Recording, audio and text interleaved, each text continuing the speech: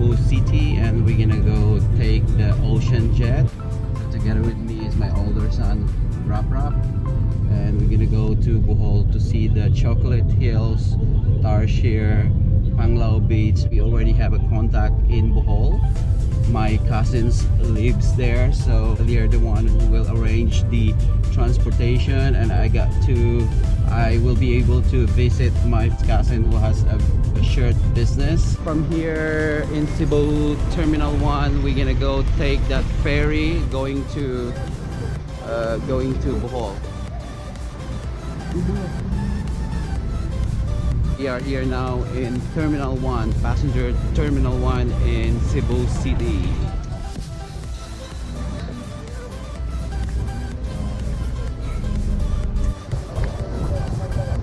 Okay. Kanang ocean jet.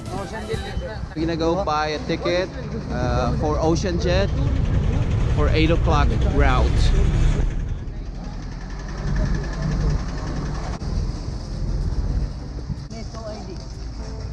Huh? 2 ID? You need 2 ID.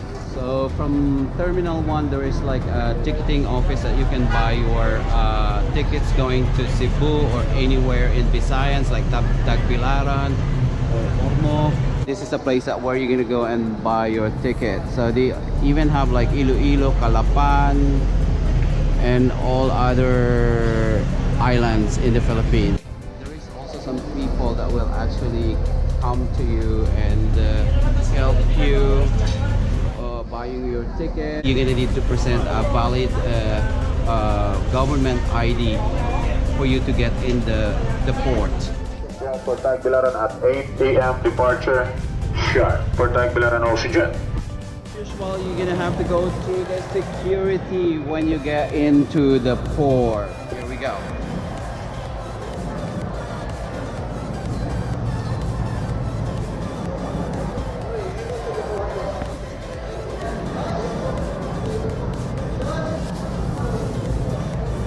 This is the inside part of the Pier 1 here in Cebu.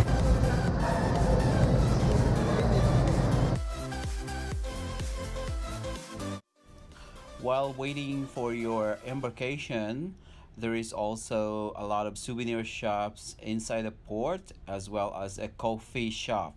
So you can hang out at the second floor and have your coffee while waiting for your embarkation.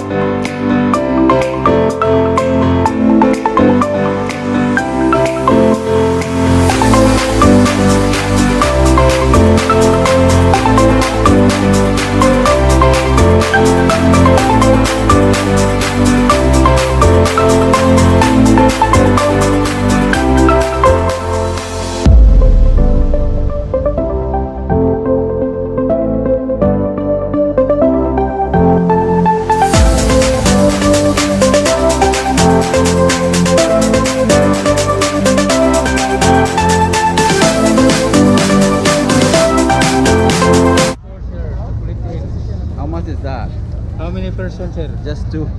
This one, price, sir. Car, 3,000, van, 4,000. Oh, okay. So, you go here. All of that. Yeah. Alright, it's okay. Dili mo kami pagtagaon, kuya. Hi, Hold on. Right, what's up? Naon sa man ang liguang na taon. There we go. This is right, Rina. Where's the car? Ito. Only akong subang. Rap. Kanang pwede kamo na lang ni Kuya Rumi magkuan. Dili ka mo uban? Sa bala na lang dili uban na lang ko. Ha? Ikaw bahala ka kung asaman. Na Kuya Rumi. Rom! Woohoo! Here you go. Sa likod. Okay. Ako ang ano. Sayang man imong kuan. Yes. Siya ang ako ang older son. Ako di. Asa ka man? Oh, kanina pa kayo. Tara, bilisan mo lang. Dali. This is the t-shirt printing business of my cousin Romy.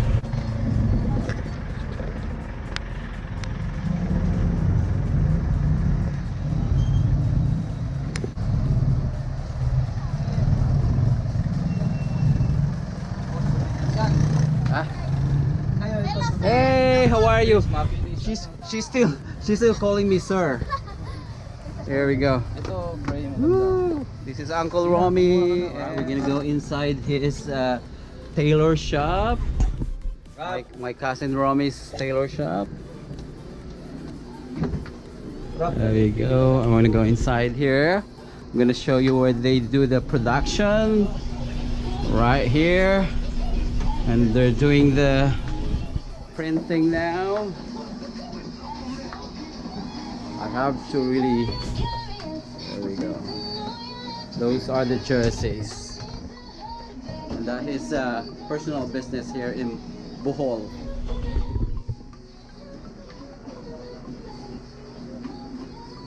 There you go. Did you find something that you like?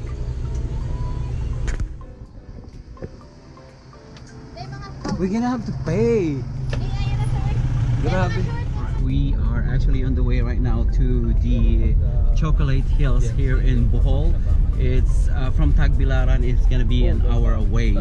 Before going to the Chocolate Hills, we actually passed by to my cousin's house or business property, and he gave us a lot of gifts, souvenirs, and all of that, t-shirts, and my son's got all of this jersey, all these t-shirts.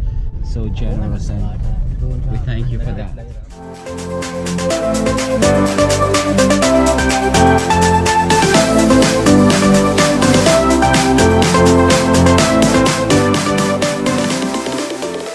We are here right now in the Lobok Church, and this was ruined by the earthquake last 2013.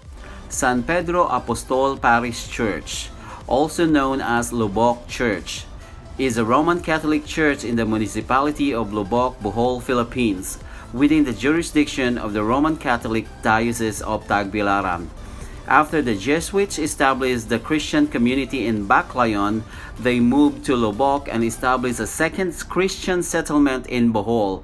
The church was established in 1602, and the present Coral Stone Church was completed in 1734.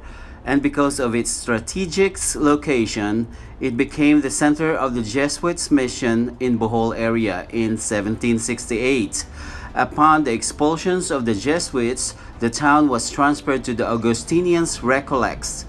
The church is classified as a National Historical Landmark by the National Historical Commission of the Philippines and a National Cultural Treasure by the National Museum of the Philippines. The church was severely damaged when a 7.2 magnitude earthquake struck Bohol and other parts of central Visayas on October 15, 2013.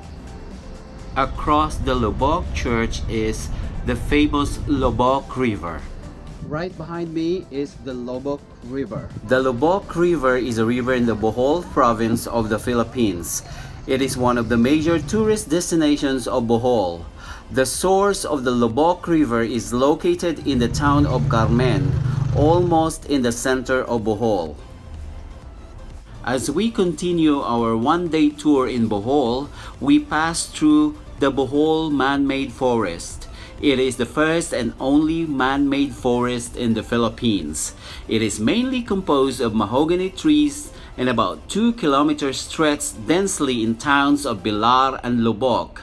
It is 5 minutes away from Simply Butterflies Conservation Center and 20 minutes away from Tagbilaran City. As we pass by Bohol man-made forest, we continue our journey to Bohol Tarsiers. The entrance fee to see the Tarsiers is 50 pesos per adult.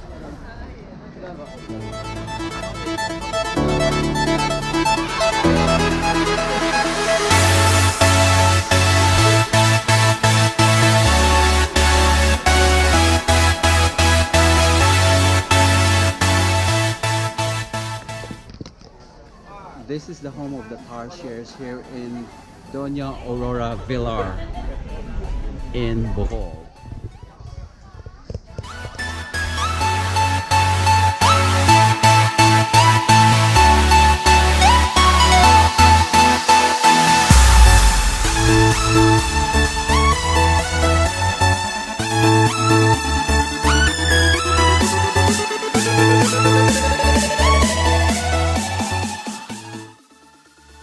The Philippine tarsier has a thin, rough fur, which is colored gray to dark brown. The narrow tail, usually used to balance, is bald except for a tuft of hair at the end, and is about twice the body length. Its elongated tarsus or ankle bone, which gives the tarsier its name, allows it to jump at least 3 meters from branch to branch. Its long digits are tipped with rounded pads that allows to cling easily to trees and to grip almost any surface. The thumb is not truly opposable, but the first toe is. All the digits have flattened nails except for the second and the third toes, which have a sharp claws specialized for grooming.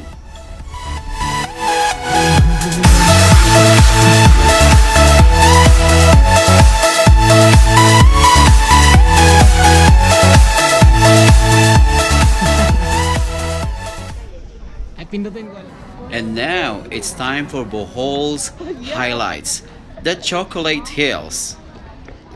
It sounds so sweet, but it's not sweet as you think. It is sweet as you see. Welcome to Bohol's Chocolate Hills. Okay, let's go and start with the history or the legend. There are 3 legends explains the formation of the Chocolate Hills. The first is the 2 fighting giants who hurled rocks, boulders, and sand at each other. The fight lasts for days or weeks, and after they get tired, they forgot about their feud and became friends. The second legend or history is a more romantic. Tells about a giant named Arogo who was extremely powerful and youthful. Arogo fell in love with Aloya, who was a simple mortal. Aloya's death caused Arogo much pain and misery, and his sorrow he could not stop crying. When his tears dried, the Chocolate Hills were formed. Interesting. The third legend tells of a town being plagued by a giant carabao who ate all of their crops. Finally, having had enough, the townsfolk took all of their spoiled food and placed it in such a way that Carabao would not miss it. Sure enough, the Carabao ate it all, but his stomach couldn't handle the spoiled food, so he poofed a lot. Poop, poop, poop, leaving behind him a mound of feces until he had emptied his stomach of food. The feces then dried, forming to a chocolate hill. Ew, I think that's last legend is yucky. Okay, let's move on. And the truth about the chocolate hills is formed from a rolling terrain of high cock hills, mounds of a generally conical and almost symmetrical shape, estimated to be from 1,260 to about 1,776 individual mounds. These cone-shaped or dome-shaped hills are actually made of a grass-covered limestone. The domes vary in sizes, from 30 to 50 meters high, with the largest being 100 meters in height. Bohols in main attractions, these unique mound-shaped hills are scattered by the hundreds throughout the towns of Carmen, Batuan, and Sagbayan in Bohol.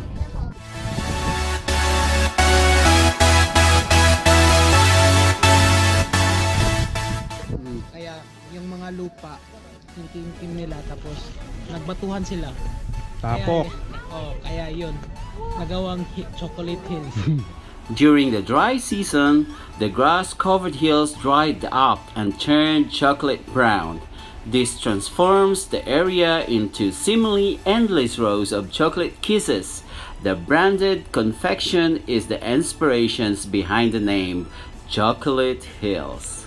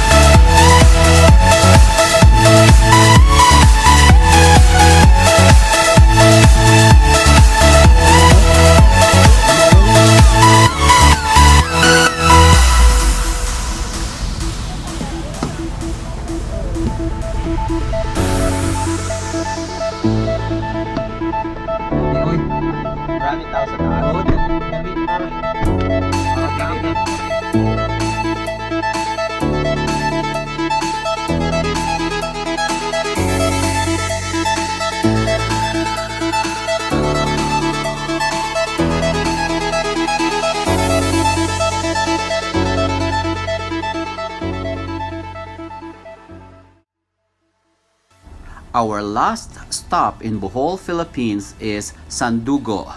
This Sandugo was a blood compact performed in the island of Bohol in the Philippines between the Spanish explorer Miguel Lopez de Legazpi and Dato Sicatuna, the chieftain of Bohol, in March 16, 1565 to seal their friendship as part of the tribal tradition.